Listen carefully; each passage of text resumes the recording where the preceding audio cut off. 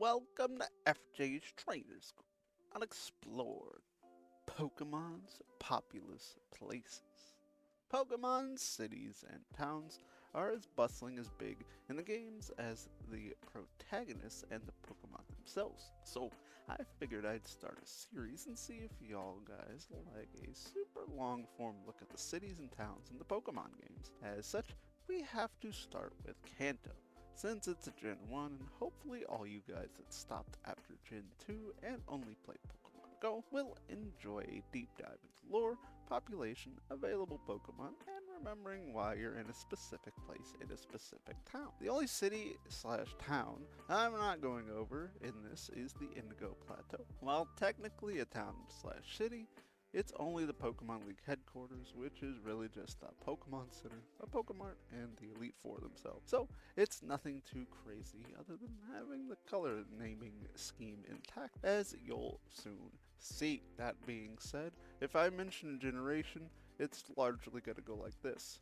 Generation 1 is red, blue, and yellow. Generation 2 is gold, silver, and crystal. Generation 3 is fire red and leaf green. Generation 4 is heart gold and soul silver. And Generation 7 is Let's Go Pikachu and Eevee. So, without further ado, this is going to be a long lesson.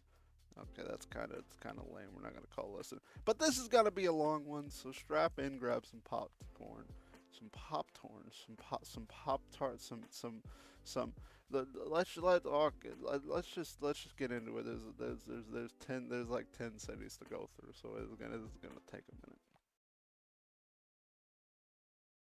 We start with obviously Pallet Town. And Pallet Town's slogan is, "The shades of your journey await," unlikely in reference to colors. There's two other slogans in Gen 2 and 4, but those aren't nearly as catchy.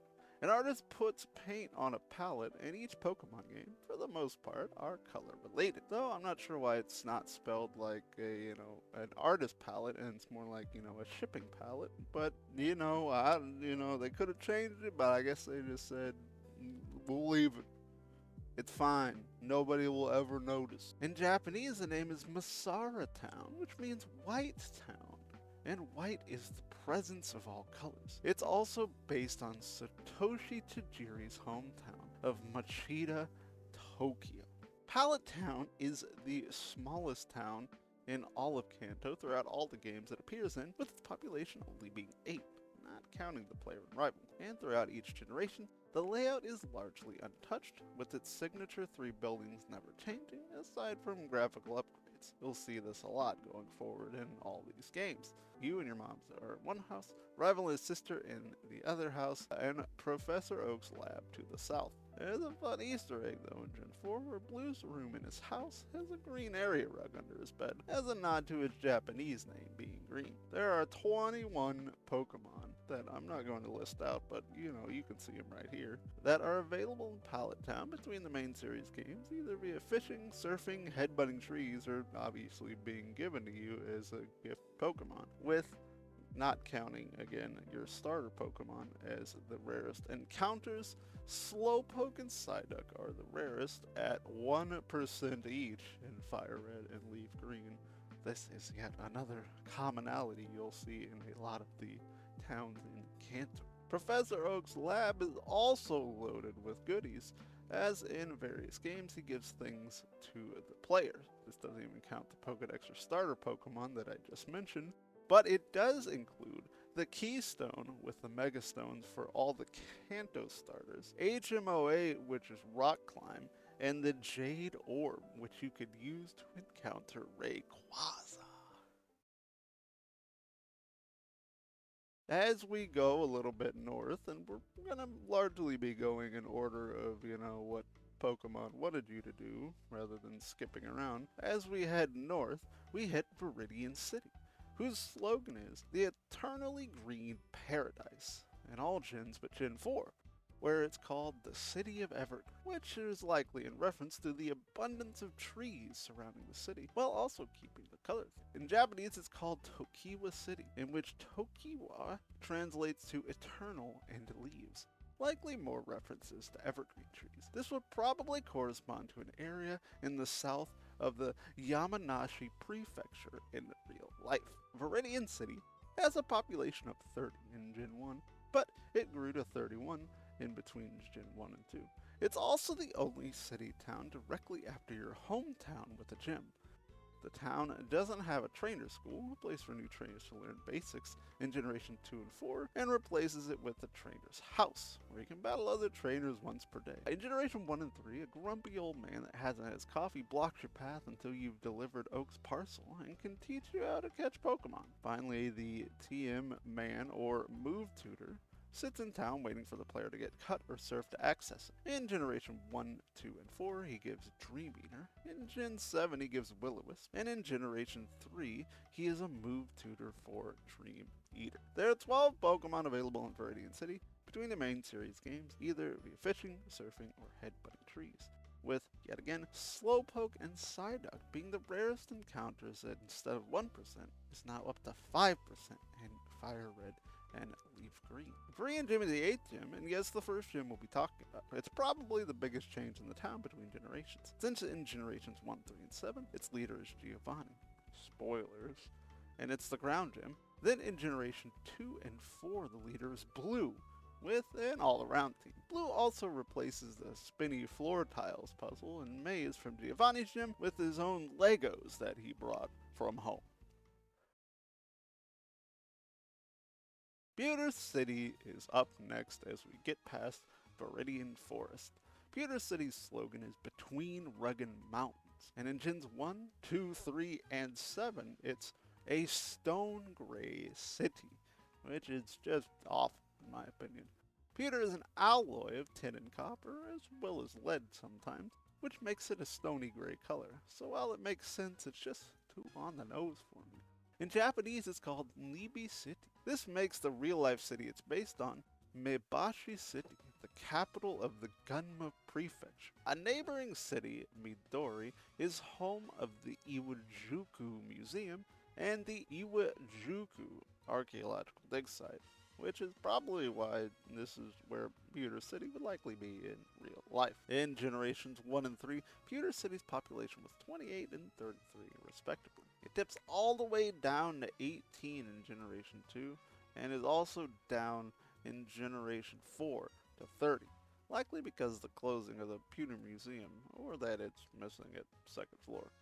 The Museum of Science, or the Pewter Museum, is what you'd expect it to be, with the first floor containing fossil exhibits of Aerodactyl and Kabutops, the second floor hosting a space exhibit featuring a spaceship and a large moonstone that fell from space and landed in Mountain Moon. The first gym in the series, Pewter Gym, is pretty much the same in all games, featuring Brock, a few underlings, and the gym having a rock garden design. It's the only city in Kanto as well where you can get a legendary Pokemon as an encounter in Latios and Latios. There are 8 Pokemon you can catch or trade for in Pewter City. You can also revive all 7 fossils from Generations 1, 3, and 4. And the lowest encounter rate for a catchable Pokemon is 5% for Starly when you headbutt trees. After you go through Mount Moon, we hit Cerulean City, whose slogan is the Floral Lagoon City. Cerulean is a shade of blue, and with a river to the north of the city, as well as Misty's gym being a giant swimming pool and water type, it's really easy to see the naming reason. In Japanese, it's called Hanada City, though with Hanada being a lighter blue, still fitting the theme. In Japan, the real-life city it's based on would probably be St. Thomas City, as it's bordered by the Arakawa River. This is the city with the most stuff thus far, and the first with 4 routes accessing it. Cerulean City has some peaks and valleys in its population changes as well. In Generation 1, its population is 27. By the time Generation 2 comes around, it's 24. The bike shop, now being in Goldenrod, kinda takes the hit away from right there. Though in Generations 3 and 4, they rise a little bit to 32 and then finally 33. There are 18 Pokemon that can be obtained in Cerulean City via fishing, headbutting, surfing, trading, or in some sort of in-game event. But the 2 rarest, yet again, being Slowpoke and Psyduck at 1%. Shocking, I know, Slowpoke and Psyduck. The bike shop, though, Miracle Cycle for the Japanese games, Engines 1 and 3, you can buy the bike for 1,000,000 Polka Dollars. But since the maximum carry is 999,999, the only way is the Pokemon Fan Club Chairman's Voucher. Generation 2, the shop is closed because the owner moved the Goldenrod, like I mentioned. In Gen 7, the shop is replaced with a bike maniac who has a bunch of different bikes, including the Mach and Acro bike, but it doesn't sell or give away any at the shop. Cerulean Cave is also the in-game of Gen 1. It largely doesn't change between Gens 1 and 3, aside from Gen 3 having you beat the Sevi Islands quest first before you can go in. And I'm not going to go into all the Pokemon you can get in there, because there's about 500 million of them, like in the Safari Zone. In all but Generation 2, you can freely go into the cave and find Mewtwo inside. There's a Berry Powder Man and Fire Red and Leaf Green. In Gen 1 and 3, the Gym Badge Man lets you know the badge effects that you get with each one that you obtain. Dante/Melanie's house has a trait in all games but Pokemon Yellow, a jinx for a Poliwhirl, or not having this trait at all. In Pokemon Yellow, though, this is Melanie's house where she's taking care of Pokemon, and if you show her your Pikachu that has 147 or higher friendship, you'll be given a Bulbasaur. Finally, the burglarized house is largely the same. In Generation 1, 3, and 7, a Rocket Grunt stole the TM for Dig from the owner, and you fight him to get it back. In Generations 2 and 4, the man had basically started a neighborhood watch and is fighting thievery. You also fight your rival in Generations 1, 3, and 7 at the northernmost exit of the town, heading towards Nugget Bridge. Vermilion City's slogan is the Port of Exquisite Sunsets. It's the major port city in Kanto. Vermilion is an orange-red, and its Japanese name of Fuschia City means something close to the color of decaying leaves, with its counterpart in Japan likely being Yokohama City, Japan's largest seaport. Much like Cerulean City, Vermilion City is a decently sized one. In Generation 1, not counting the SS Hand, the population is 25. In Pokemon Yellow, this is 26, thanks to Officer Jenny. In Generation 2, it swells all the way to 30, likely thanks to the harbor building. In Generation 3, it's close to the same at 29, with Generation 4 now having 34 residents.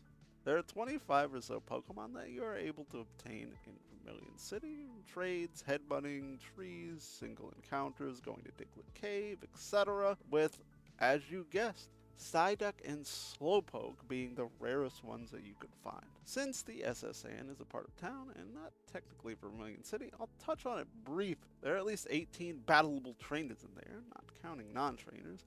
And you also battle your rival in Generations 1, 3, and 7 in order to save the captain from his seasickness. There are no Pokemon trades or gifts in the Vermilion Harbor, so you can only really find fishing and surfing Pokemon in there. And a sick Mew behind a truck if you're lucky as well. Also, for some reason, Trial Captain Mina is sent to relay information about the Ultra Beast to us in Let's Go Pikachu and Eevee. There's also an in-game trade in the main portion of town.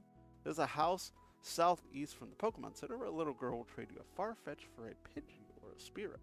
You can finally get a fishing rod as the fishing dude, the eldest of the fishing gurus, gives you the old rod. Finally, there's a construction site that never gets finished, though in Generation 2 you can get a brick piece transferred from a wild Machop in Generation 1, which does nothing aside from being sellable for 25 Poké Dollars. There are some signs in Generations 1, 3, and 7 warning the player of the Snorlax to the west when you head towards Lavender Town, and in Generation 2 a Snorlax is blocking Diglett's Cave. In the main portion of the city, there's two main buildings you're going to go into. The Pokemon Fan Club, as well as Lightning American Surge's Gym. You'll need to save the captain from his tummy and get cut to get in here, and Surge specializes in electric-type Pokemon. In the Fan Club, you'll be able to hear about the best Rapidash in all the land and get the aforementioned bike voucher. Surge's Gym pretty much stays the same in all generations as well, though the switch puzzle is turned off in Generation 2. In Generations 1, 3, and 7, it is on and has slightly different ways of solving the puzzle. Lavender Town's slogan is the Noble Town. In Generations 1 through 3, though, it is the Noble Purple Town. Lavender is obviously a pale purple color, which fits into the color theme. In Japanese, it's called Shion Town, since Shion is a word that refers to the color of the flower, the Tartarian ast. Shion can also be translated to I won't forget you, which is perfect for the town that houses the Pokemon Tower. Its real-life counterpart would likely be Mito, the capital of the Ibaraki Prefecture. Lavender is the largest town in the Pokemon world in generations 1 and 3 with 36 and 41 people respectively. This dips in generation 2 and 4 to 27 and 30, likely because the Pokemon Tower was turned into the Kanto Radio Tower. The town layout largely remains the same throughout these generations, with the exception of the Pokemon moving north and the House of Memories replacing it being the only big change, aside from, the Pokemon Tower turning into a radio tower. While we're on the subject of the Pokemon Tower being converted, the Pokemon's graves have been moved underground or to a new building, the House of Memories, where the Pokemart was before. Much like the radio tower in Goldenrod, you can get the Kanto radio card. You can then use the Pokeflute, and if you fix the generator at the Kanto power plant, you can use it to wake up sleeping Snorlax in Gen 2 and 4 as well. You're forbidden from going upstairs though, because they don't want a repeat of the Team Rocket takeover like the Goldenrod one. The Lavender Volunteer Pokemon House, as you probably know it is Mr. Fuji's house, is a place where abandoned or orphaned Pokemon are taken care of. Kicking off the journey to save a baby Cubone and get the Pokeflute from Mr. Fuji in generations 1 and 3. The other place of interest is the Name Raider. He's the Name Raider. You can, change your Pokemon's name there if you nicknamed them. There are only a handful of Pokemon you can nab or encounter throughout the generations in Lavender Town. In Generation 7, you can also get a Alolan Diglett, and they added Zubat, Golbat, and Chansey. But otherwise, you can only get these few Pokemon in the Pokemon Tower, with Haunter being the rarest at 1% on floor number 3. The biggest attraction, and what Lavender Town is known for, the Pokemon Tower is one of the biggest buildings in Kanto. As I mentioned before, it's a place for the burial of Pokemon. There are many people in the lobby and early floors mourning their lost Pokemon. The Pokemon Tower itself also has a motto, being, "May the souls of Pokemon rest easy," or in Generations 3 and 7, "Be calm the spirits of Pokemon." On the 7 floors, there are Channelers and Team Rocket Grunts to face. The Rocket Grunts trying to get Cubone skulls to sell, and killing a Mother Marowak, whose ghost that you only see with the Sylph Scope, that is ravaging the upper floors of the tower. We also get the infamous Blues Raticate is dead theory that I've actually gone over before on this channel. Spoiler alert. Oh my God, come closer, come closer. Spoiler alert. He's probably not dead. He's probably just boxed or traded, but it's a fun theory nonetheless. After we get done with Lavender Town, we head west towards Celadon City, whose slogan is the City of Rainbow Dreams. In Gen 4, though, it's the City of Rainbow's Colors. Celadon is a pale green. In Japanese is the Tamamushi City, with Tamamushi referring to the color of a jewel beetle. Jewel beetles are iridescent, which means they reflect a rainbow of colors. With it being the biggest shopping hub in Kanto, its real-life counterpart would probably be Shinjuku, since it's the huge commercial district in Tokyo. This is a huge city and the biggest in Kanto, with 81 people. 70 if you exclude the Team Rocket hideout. And in Generation 3, 82 people.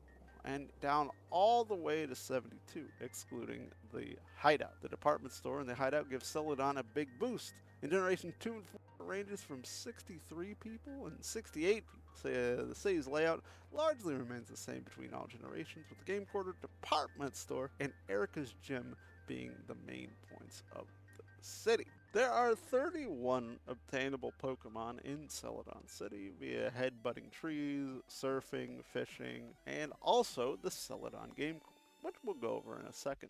17 of those 31 Pokemon are ones that throughout the years you can buy as prizes, essentially, for winning coins and credits, or whatever you want to call them, from the Celadon Game Corner. But before we get there, we need to talk about a few places. The Celadon department store is the biggest shop in Kanto. with 6 stories and a rooftop. Riga Biomes, anything you need from Pokeballs to TMs to X items to fresh water, which you'll need for the guards, a fresh water or one of the other drinks from the vending machine for the guards in Generation 1. Aside from cosmetics, it doesn't really change too much at the generations. Same with the Celadon condominiums, formerly the Celadon Mansion. Generation 1 and Generation 3, you can go up to the top floor and get an Eevee here.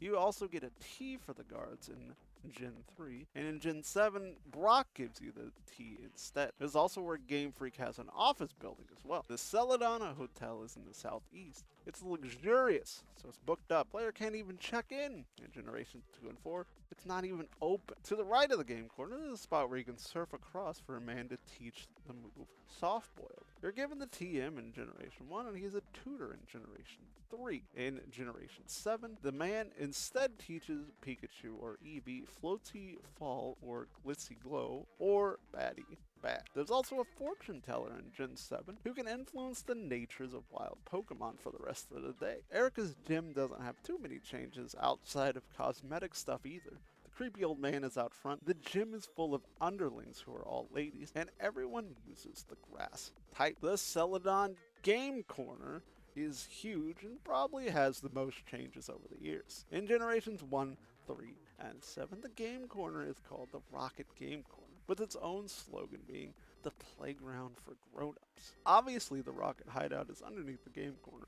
Crazy, I know. And it's largely the same in all generations. Those spinny panel puzzles I mentioned back when I was talking about Giovanni's gym is the main way of getting through this puzzle. Once you get done with all the spinny puzzles in the Rocket Hideout and defeat Giovanni, you receive the Sylph Scope, which lets you go back to Lavender Town. You get to calm the ghost of Marowak and save Mr. Fuji at the top of the Pokemon Tower so that you can get the Poke Flute from him, move Snorlax, and progress your game. In Generation 2 and 4, the Rocket Hideout is no longer accessible, which makes sense since it's 3 years later and Team Rocket's been disbanded. The Game Corner itself goes through some major changes though over the years. Slots, gambling, in a kid's game? Not if Nintendo can help it. In all generations except for 7, it consists of 2 buildings.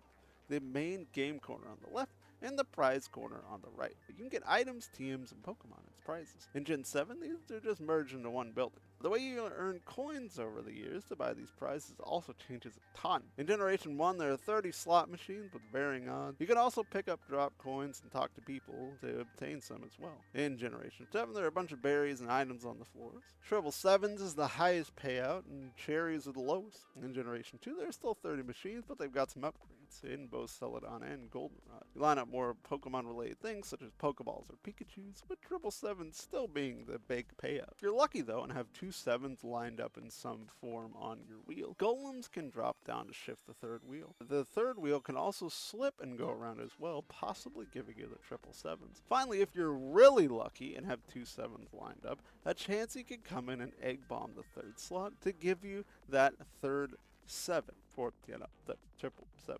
I don't know if anything I'm saying is making sense right now. Basically, there's a lot of ways in Gen 2 that you can get triple 7s pretty easily. In Generation 3, the slots are mostly the same, save for different payouts for lining up different Pokemon. You can also get triple lightning bolts, and if you fill a meter with those lightning bolts, you can use it for extra spins, allowing you to potentially get a bigger payout. Celadon also has the card flip minigame in Generation 2, and what is called in Generation 4 being Voltorb Flip. In card flip, you bet coins on what cards will be flipped over. In Voltorb Flip, the only game you're allowed to play in Generation 4, you have a 5x5 grid of tiles with varying numbers and Voltorbs. You want to flip over the cards with numbers without hitting the Voltorbs. The more you're able to flip, the higher your multiplier to gain coins. I miss the slots, man. Saffron City would be next up as you're heading. Well, would it be next up? That's where I went next.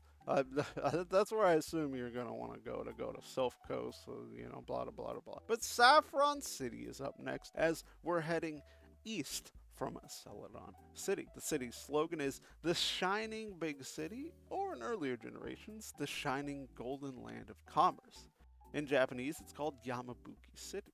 Yamabuki is a word that refers to the yellow color of the Korea japonica, a plant species. This fits with the color scheme as usual, since saffron is a golden yellow. Its real-life inspiration is likely Marunouchi.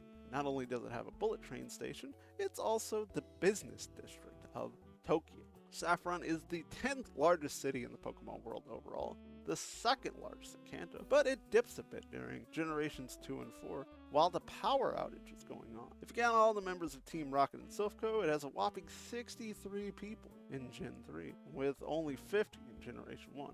In Generation 2, the population is down to only 35. In Generation 4, it's down all the way to 47. This is the only city that has no wild Pokemon. They only give Pokemon between all these generations. Generations 1, 3, and 7, you obviously get Lapras and Silphco. And in Generation 4, you get one of the Hoenn starters from Steven Stone, and it'll trade you a Beldum for a Fortress as well. In Generation 4, Lieutenant Surge will trade you his Pikachu, that's French for some reason in all English releases, for a Pikachu from the player. Just like Celadon, the city is massive, has a ton of places to talk about. We'll start with some of the smaller buildings like the Fighting Dojo.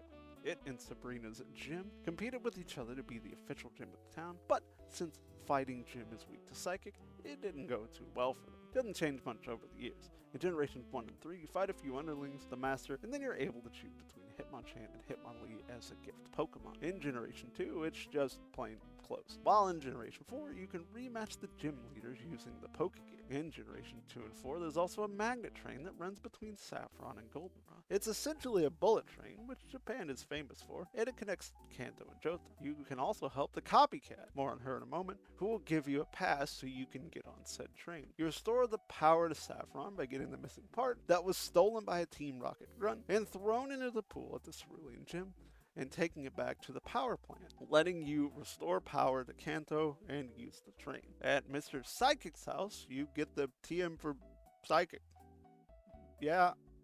The Copycat, though, as I mentioned before, is not as easy, but it's the only way to get the pass so that you can ride the train. In Generations 1 and 3, if you give her a Pokédoll, you get the TM for Mimic, or she'll just teach her Pokemon Mimic. In Generation 7, though, she gives you the TM for Substitute. In Generations 1 and 3, her room has an SNES with a Mario game. In Gen 7, it's a Switch with what's likely Pokemon Quest for some reason. I guess Pokemon Quest came out near the time of Let's Go Pikachu and Eevee. In Generation 2 and 4, though, you also have to give her a Pokédoll, but it's found by someone in the Pokemon fan club down in Vermilion. And once you get it back for her, she'll give you the pass. The other gym in town, and the official gym of Saffron, is Sabrina's Psychic type gym. The gym has 9 separated rooms, connected by a giant floor puzzle based around warp tiles that are also in Silphco, and you take the right path to get to Sabrina. The design doesn't really change too much over the years, aside from graphical upgrades. You can get to Sabrina in 3 warps, but the fastest step-wise is 4. In Generation 4, you have to take 8 warps to fight her. Also, by the way, if you didn't know, Sabrina's my favorite gym leader in all of Pokemon, and Abra's my favorite Pokemon. Finally, we get to Silph Company headquarters, or Silphco for short. A Pokemon technology manufacturer, which is 11 stories tall. It's the tallest and largest building in the city, and possibly in Kanto, because the Celadon department store is 6 stories, and the Pokemon Tower is only 7. In Generations 1, 3, and 7, Team Rocket obviously takes over the tower, and you must defeat Giovanni at the top to get the Master Ball from the company's president and send Giovanni back to Viridian Gym. To get to the Giovanni fight, you must go through warp panels, which all the floors have, and you have to find the correct ones that take you to the floors you need to go to, because it's one giant dungeon puzzle. You also have to find the right ones that lead you to rocket grunts that have a card key, because if you get to the top and you don't have the card key, you can't even get inside yet to face Giovanni. You also, in here, in this giant hellscape almost, you also have to face your rival again on the 7th floor, at least in Generations 1 and 3. And once you get past him, you also get gifted a Lapras by a Silphco employee. It's the only way to get Lapras in Generation 1. In Generation 7, Trace stays behind on floor 7 to stall for you instead of challenging you. Man, he's still just the worst rival, man, isn't he? After defeating Giovanni, Team Rocket retreats for the final time. One fun fact is that in Fire Red and Leaf Green, if you bypass the gates to get into Saffron City early, let's say a walkthrough walls glitch, none of the warps and events are active yet in Silphco, so you get an alternative version of the city until you're able to progress far enough to where you're supposed to be in the story. Once we're done in Saffron, we head south to Fuschia City, whose motto is, "Behold, it's passion pink," or in later generations, the happening and passing city. In Japanese, the city is called Sekichiku City. Sekichiku refers to the pink in the China pink flower. Since fuchsia is a pinkish purple color from the fuchsia plant, this keeps right on with the color theme. It's likely based on the real-life city of Tateyama in the Chiba prefecture due to its location in Japan being right near the ocean, about 50 miles or so from Tokyo. It's one of the bigger cities in Kanto, having 29 people in Generation 1, not counting the Safari Zone goers, and in Generation 3, it's up to 35. It dips to 22 in Generation 2, likely due to the Safari Zone closing, with Generation 4 having the highest population total at 36. You can get a ton of Pokemon here, but we'll just touch on those in a minute. Fuschia City has a lot of buildings, but really only 4 of note, with its layout not changing too much between generations either. This is a pretty big theme, as I mentioned throughout Generation. There's the Move Deleter's house. In Generation 3, his house is in a spot that isn't accessible in the rest of the games for some reason. He deletes Pokemon's move, so it's the only way to forget HM moves, obviously. In Generation 7, the Move Deleter is moved away to the house of a former fishing guru brother, and he gives you the TM for Dazzling Gleam. The Warden has a house, and inside you find out he's missing his false teeth, and you have to go get them near the end of the Safari Zone. He's called Warden Slowpoke because of his vacant Slowpoke-like stare, but he knows a ton about Pokemon. Once you get him his teeth, you'll get the HM for Strength, or in Gen 7, he'll teach your partner Pokemon Strong Push. Outside of the Safari Zone in Gen 3, you can even see Janine, Koga's daughter, after you enter the Hall of Fame. The final big thing in Fuchsia is the Pokemon Zoo, also known as the Pokemon Paradise, in front of the Safari Zone itself, where you can see some rare Pokemon, such as Chansey, Lapras, Kangaskhan, and more. You even see the revived form of the fossil that you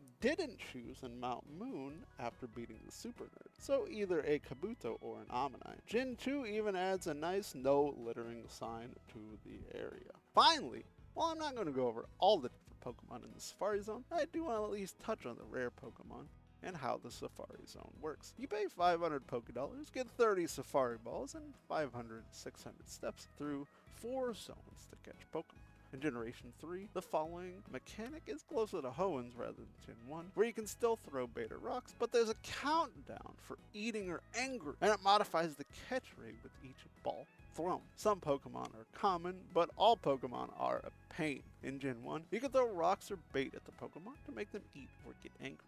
If you throw bait, the Pokemon are less likely to run, but also harder to catch. If you throw a rock, they're more likely to run, but are much easier to catch. In both generations, a flee check is, well, checked at the beginning or end of the turn to see if the Pokemon flees. The lowest flee rate in Generation 3 is Magikarp at 25, and the highest is a list of rare Pokemon, including Chansey, Kangaskhan, Scyther, Pinsir, Tauros, and Dragonair, all at 125. When a Pokemon hits a certain value, after a bunch of math I'm just going to show right here, the Pokemon will flee. These Pokemon are the hardest to get in the Safari Zone, all spawning at 1%. And no, we're not going to touch on the Go Park, it's just a glorified transfer method in Generation 7. But if you didn't notice, the music that's playing in the Safari Zone in Generation 1 is also the music that plays when your Pokemon evolves. The last town is Cinnabar Island, or is the island of town. Either way, it's the last stop in Gen 1 and 3 before heading back to Viridian, or one of the last stops plus some surfing, in Gen 2 and 4. In Japanese, it's either Gurin Island or Gurin Town. In Gens 1 through 3, and then in 7, its motto is the fiery town of burning desire, while in Gen 4 it's the ravaged town of the past. Cinnabar is a material that's deep red in color, and is even used to make vermilion pigment, which makes these two being a color choice in the English version kind of weird since they're very, very similar orange reds. Its Japanese name, Gurin, is a reference to the red color of the Crimson Lotus. It's likely based on real-life Izu Oshima, an active volcanic island. Mount Mihara is a volcano on this island, and it's in the Philippine Sea off the coast of Honshu, Japan. In Generations 1 and 3, the town has a population of 33 and 36 respectively. After the events of the first game, though, the volcano near the island erupts, destroying the gym, Pokemon Mansion, Cinnabar Lab, and everything but a Pokemon Center that's rebuilt, leaving the population at 6 or 9, depending on the generation. Nice, but also not nice, because of the destruction and terror. Before Mother Nature explodes all over the island, there was a lot to do. There was a Pokemon lab, started by Dr. Fuji, yes, that Fuji from Lavender Town, a Pokemon mansion that had burned partially down, and the 7th gym, which is Blaine's, the Fire-type master, although his AI in Gen 1 isn't really a master. We'll start with Blaine's gym, because after Gen 1, it's been moved over to the Seafoam Islands. It doesn't have Blaine's signature quiz questions anymore, but he's still fighting and giving badges out. In Gen 1, though, you have to go through the Pokemon Mansion and find the secret key left in there so you can access the gym. The Pokemon Mansion is half burned down and falling apart, though it used to be Dr. Fuji's lab, and it's presumed where Mew was discovered and Mewtwo was born, thanks to journal entries littered about. Once you go through the mansion, get the key, answer the questions until you get to Tombstoner and lock it in, you can then fight Blaine. The other place of note is the Cinnabar or Pokemon lab, where you can take your fossils or old amber to be revived. There's even some scientists willing to trade who will give you a Seal, Electrode, or Tangela. In Yellow version, these 3 Pokemon are instead Dugong, Muck, and Rhydon. And in Gen 7, there are no trades here. You don't get to trade. No trading allowed. Also, according to some scientists back at Silphco, if you talk to them, Cinnabar Lab is where Porygon was first created.